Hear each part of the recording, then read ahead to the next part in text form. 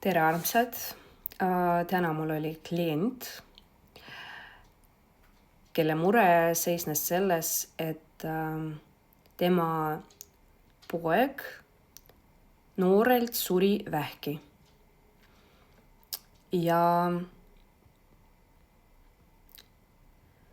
küsimus oli selles, et miks surm võttis nii ruttu, nii noores eas ja mis oli selle põhjus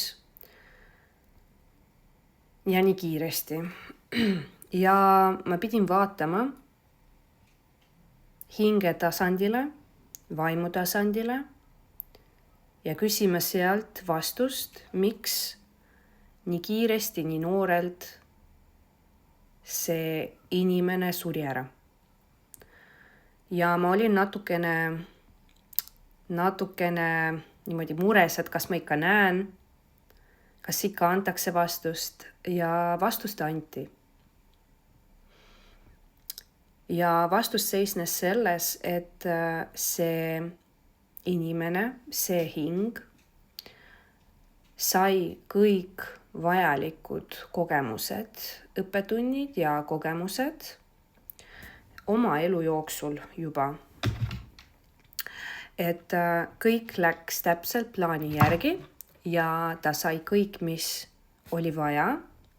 Ja siis tuli haigus, mis aitas tal lahkuda sellest elust, et minna juba edasi.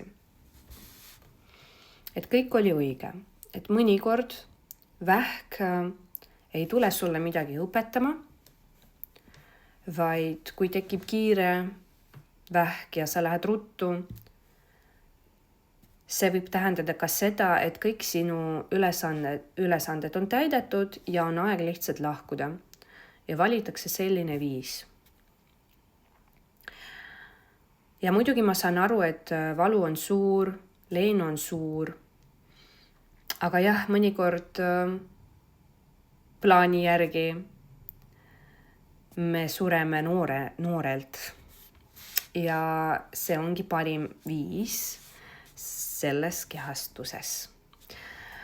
Et väga paljud geeniused näiteks ka surevad noorelt selle põhjusega, et nad on oma plaani juba täidnud.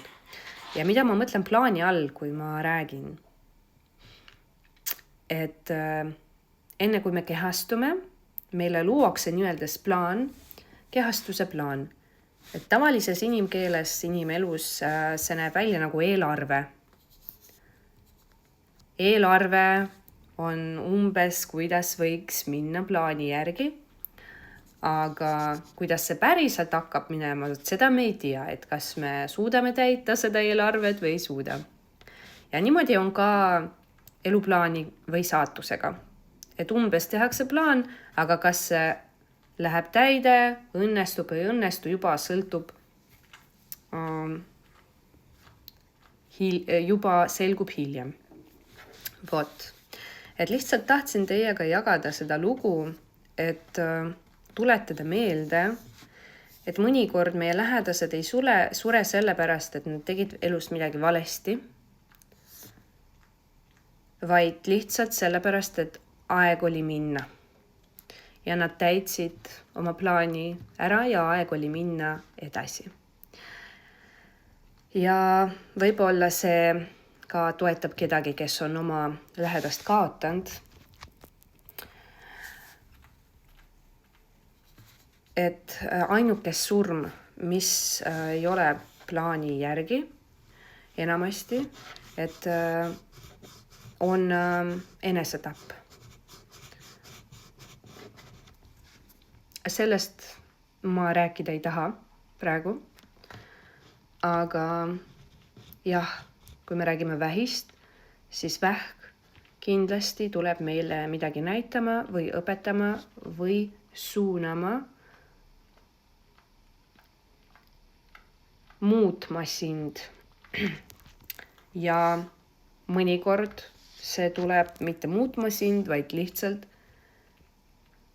sellepärast, et on vaja kiired viisi väljumaks kehastusest siis.